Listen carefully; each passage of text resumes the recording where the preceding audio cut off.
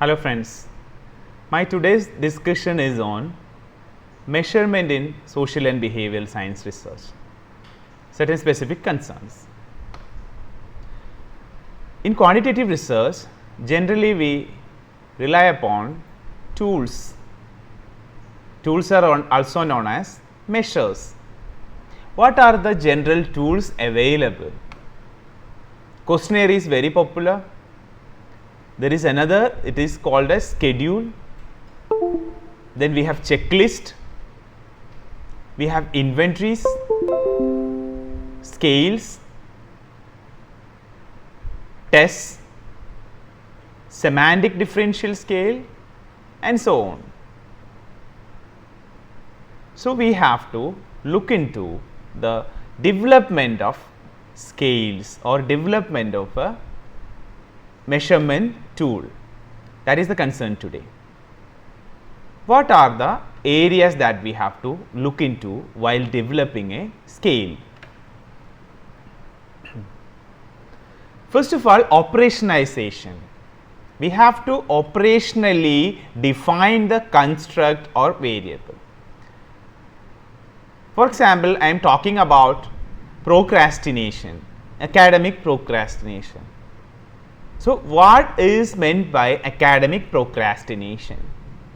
Have to read the theory, I have to read the related literature, then as a researcher I have to significantly define the term academic procrastination considering the context of my research. So, if I am researching on the academic procrastination of undergraduate students of University of Kerala, I have to define it considering the nature of the candidates, nature of the population and the context of the study. That is what we call as operationalization. The combination of indicators at the empirical level representing a given construct or variable. Now, how to go ahead with the operationalization or measurement? There are two kinds of indicators. Let me take the same example. If it is academic procrastination, what are the indicators? One is reflective indicator, another is formative indicator. Let me give you clarity through the presentation. Reflective indicator. Reflective indicator reflects an underlying construct. For example, one is socially intelligent. He behaves well in society, that is reflective indicator. So, if one person is procrastinating or he has procrastinated behavior, what is the indicator? He will never submit the assignment on time. He will not attend the test regularly. That is the procrastination indicator as reflective indicator. It is clear. Now, come to the formative indicator. It contributes to an underlying construct. For example, a socially intelligent person should have the self-awareness.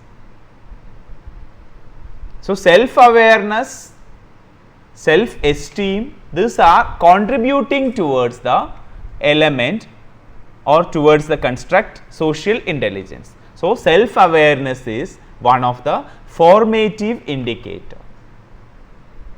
So, in every construct or every variable, we have reflective as well as formative indicators. Those things are very visible and measurable directly as such the label of the variable, that is known as reflective indicator. At the same time, some related and contributing factors, they are known as formative indicators. Let me give another example. If one is studious, one student is studious, how do we assess the studiousness? Definitely he is attending very rigorously the classrooms activities,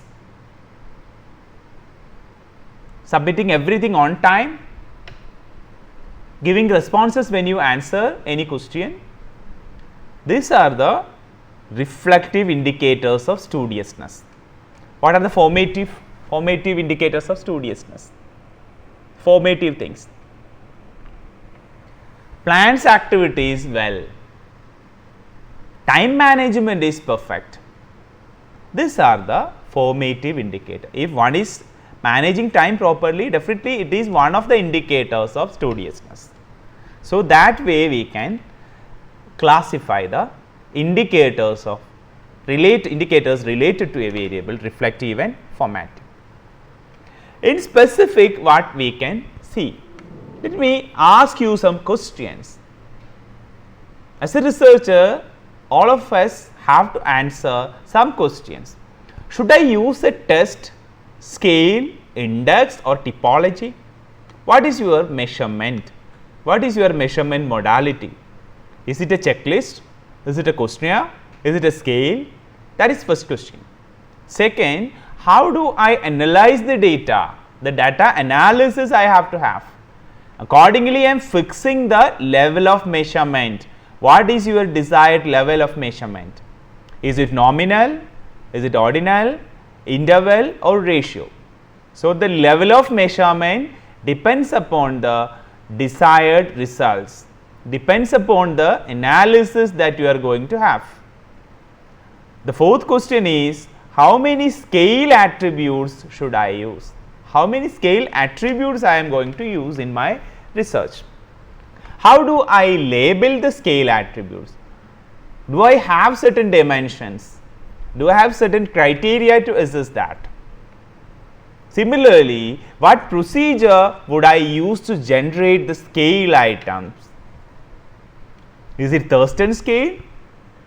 If it is scaling, is it Thurston kind or it is Likert? Is it a dichotomy or you have multiple choices? Many options we will have if you plan. So, whenever you are planning your scaling or measurement, all these questions are very significant. Let me read out again. Should I use a test? What is the nature? Should I use a test, scale, index, typology or a questionnaire? How do I analyze the data? What is my measurement? How many scale attributes I use? How do I label it? What are the procedures I am going to use to generate the scale items? Now, let us see the procedure of development of a scale. I am specifically focusing on scale today. Theoretical sketch is required for the first time.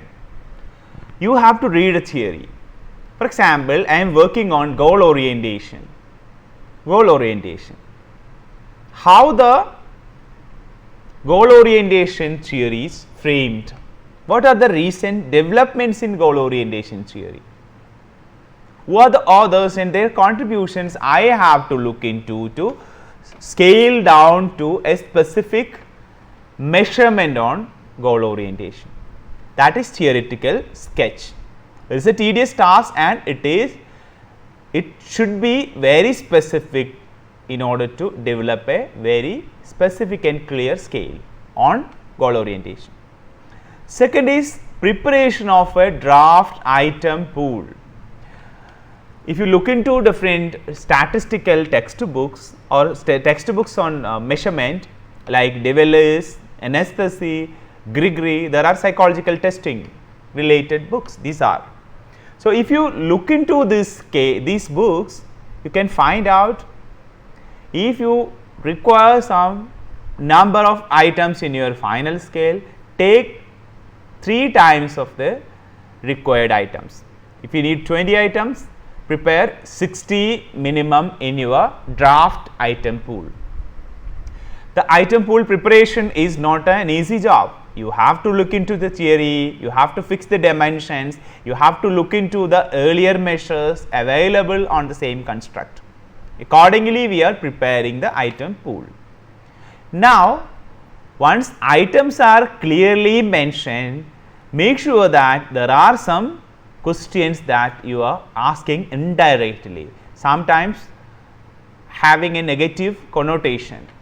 That is also, especially when we have a psychological measurement, simply the direct questioning may not give you the exact result. So, we may not, we should have certain questions or statements that indirectly measures the attribute, right.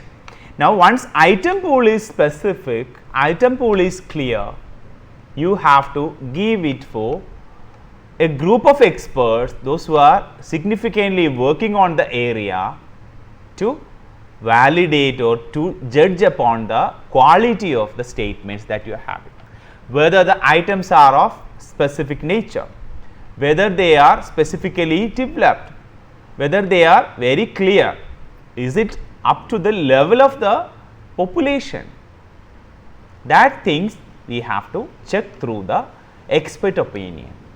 Once the expert opinion is over, we could have a clarity regarding how many questions are to be deleted, how many statements are to be modified, how many of them can be retained in the draft scale. This is a rigorous exercise and you can do it, for example, taking a month or two.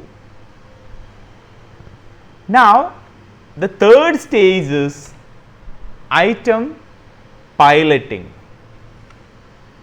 You can take a representative sample group from the population, pilot it in the field,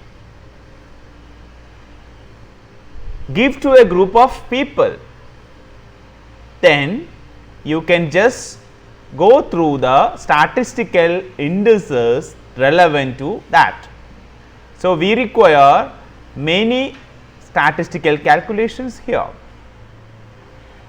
Based on DeVellis 1991, the book on scale development, DeVellis states that we have to take the 27% of the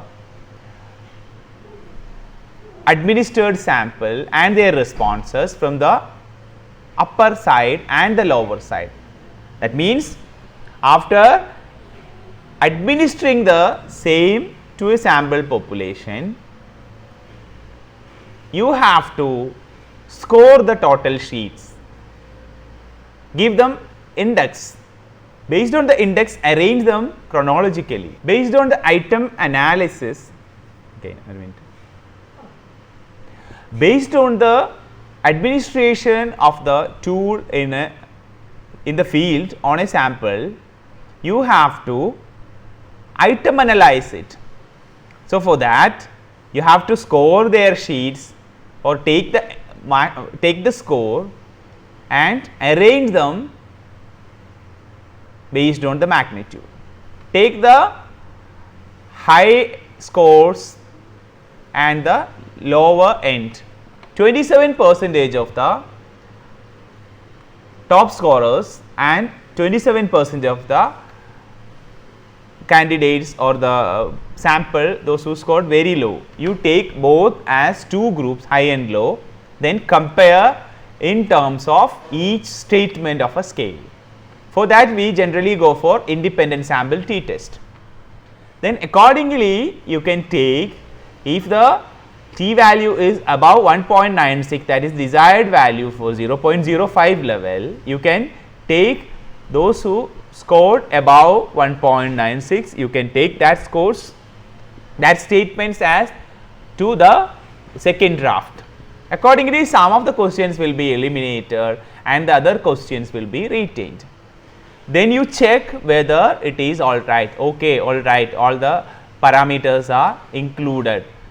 Sometimes some of all the questions from a specific parameter is deleted, then you have to add some of the questions in that area. Otherwise, generally we get, if it is well drafted, well designed, there is no such problem arises. So, we have to look into the second draft.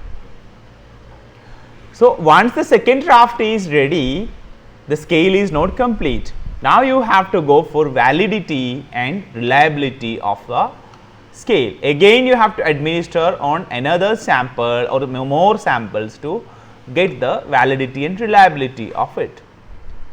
There are many options of reliability. We have internal consistency reliability, split half form of reliability, test retest form of reliability. We are using Cooder-Richardson formula, Spearman-Brown prophecy formula, Cronbach alpha we undertake. So, whatever the required element in statistics, considering the nature of your study and nature of your scale, apply appropriate reliability indices. Similarly, validity, all the possible validity measures we have to calculate.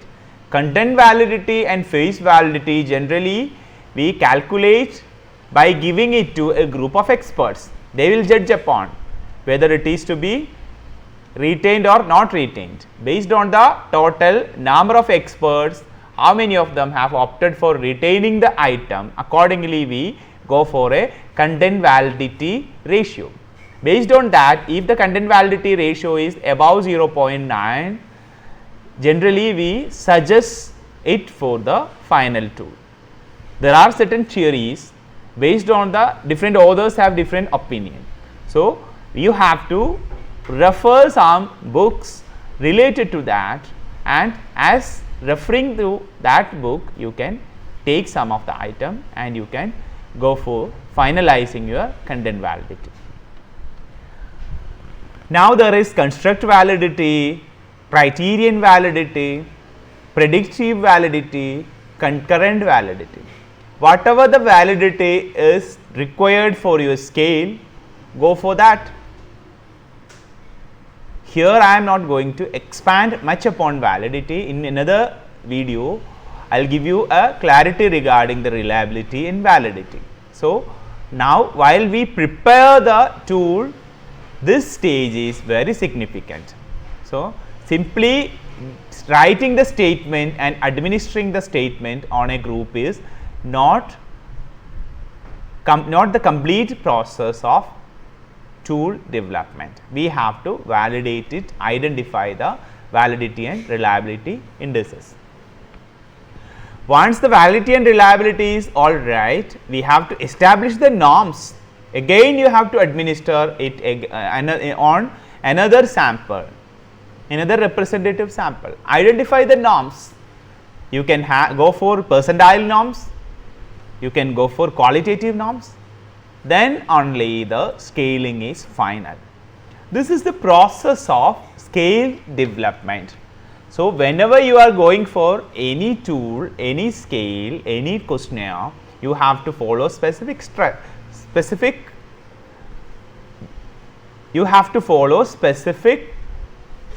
of validation. Questionnaire has its own process of validation. If it is a test, we do not go for t-test for piloting.